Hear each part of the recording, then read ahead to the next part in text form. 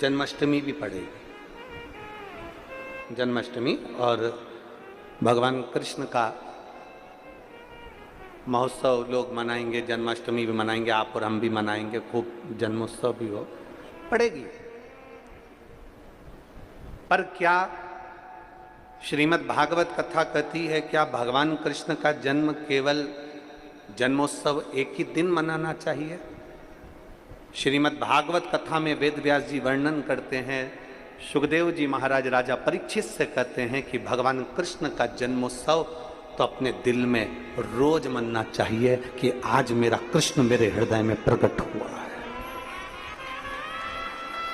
आज मेरा कृष्ण मेरे हृदय में प्रकट हुआ है, आज मेरा कृष्ण मेरे नगर में प्रकट हुआ है, आज मेरा कृष्ण मेरी रोमावली में प्रकट हुआ है, आज मेरा कृष्ण मेरी चित्तवृत्ति में प्रकट हुआ है, आज मेरा कृष्ण मेरे नैनों में प्रकट हुआ है, आज मेरा कृष्ण मेरी श्रवण शक्ति में प्रकट हुआ है, आज मेरा कृष्ण मेरी श्वासों में प्रकट हुआ है, आज मेरा कृष्ण मेरे हृदय में, मेरे चित्त में, मेरी वृत्ति में प्रकट हुआ। केवल साल में एक दिन भगवान कृष्ण का जन्मोत्सव नहीं, रोज प्रतिदिन अपने भीतर भगवान के प्रागट्य का जन्मोत्सव होना चाहिए। उसी तरह लोग कहते हैं कि सावन का महीना है तो मुझे मंदिर जाना है, सावन का महीना है तो मुझे त्रिपुंड लगाना है, सावन का महीना है तो मुझे शंकर का गुणगान करना है। ना, प्रतिदिन, प्रत्येक घड़ी, प्रत्येक पल, प्रत्येक क्षण भगवान शिव को समर्पित होना चाहिए।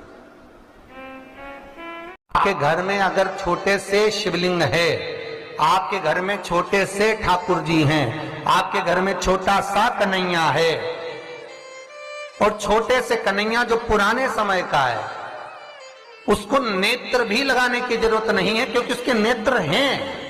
एक पात्र में जल और दूध ले लीजिए, तो कहोगे गुरुजी ये कथा कहां से निकाल के लाए हो? तो विष्णु पुराण में से आप उसको स्मरण कर सकते हो। गाय में से? विष्णु पुराण में से। एक पात्र में देसी गाय का दूध, जल उसमें रखकर, और आपके अगर लड्डू गोपाल हो, यदि आपके घर में ठाकुर जी हो, लड्डू गोपाल हो, विष्णु जी का कोई स्वरूप हो, श्री हरि का कोई स्वरूप हो, तो उस पर आप संध्या के समय पर दुर्वा डालकर उस दुर्वा से अगर लक्ष्मी जी के नामों का 108 बार उच्चारण कर कर घी का दिया लगाकर कैसर के चावल साथ में रखकर केवल उस जल और दूध का मात्र छींटा देते हो तो उसके घर में कभी लक्ष्मी की कमी नहीं आ सकती, संपदा बढ़ती चली जाती है। 108 बार लक्ष्मी के नाम का मात्र उच्चारण कर लेने पर भगवान विष्णु के चरणारविंद पर, भगवान विष्णु के चरणों पर केवल उस दुर्वा का, जल का, दूध का सिंचन कर देने से भी लक्ष्मी की वृद्धि होती है।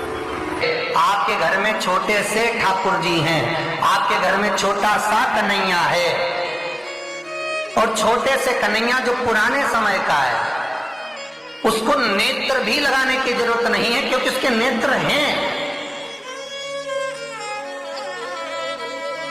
और मान लो तुमने इतना बड़ा कन्हैया ले लिया तो, अरे बोलो तो जम के जरा, और उसका कोई एक नेत्र कहीं गिर गया, एक नेत्र कहीं चले गया, तो फिर दूसरा नेत्र लगाना पड़ेगा कि नहीं लगाना पड़ेगा? और अगर एक नेत्र पर रखोगे तो अच्छा लगेंगे क्या ठाकुर जी? नहीं, तो नेत्र होना, जितनी बड़ी मूर्ति होती है, जितना बड़ा स्वरूप होता है, जितना बड़ा शिवलिंग होता है, जितनी बड़ी मूर्ति की स्थापना होती है, उतनी उसमें सेवा की और भाव की जरूरत पड़ती है। भगवान विष्णु ने जाते हुए शिव बाबा को देखा, शंकर भगवान से, भगवान नारायण ने कहा आप कुछ कहेंगे नहीं? भगवान शंकर कहते हैं नारायण चिंता मत करो, ये बद्रिकाश्रम में जो आएगा चने की दाल चढ़ा कर जाएगा, चने की दाल को मंदिर के पीछे बैठकर ओम नमः शिवाय बोलकर जो नारायण को समर्पित करेगा, उसके मनवांछित फल को मैं 3 महीने में पूरा कर दूंगा, उसके मन की कामना को मैं 3 माह में पूर्ण कर दूंगा।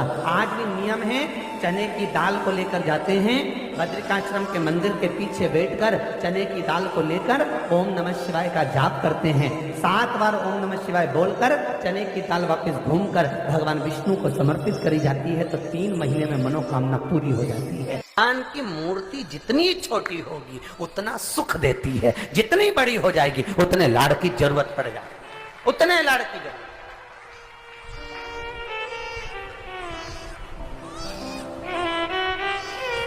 जितनी छोटी